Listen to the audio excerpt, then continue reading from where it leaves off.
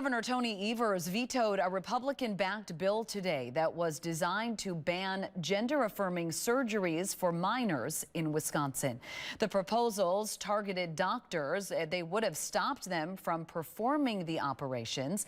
The bill passed in the legislature with strong majorities in October, but saw opposition from Democrats. Now, the chambers did try to override the governor's veto, and that cleared the Senate with 2/3 majority, but fell short in the Assembly.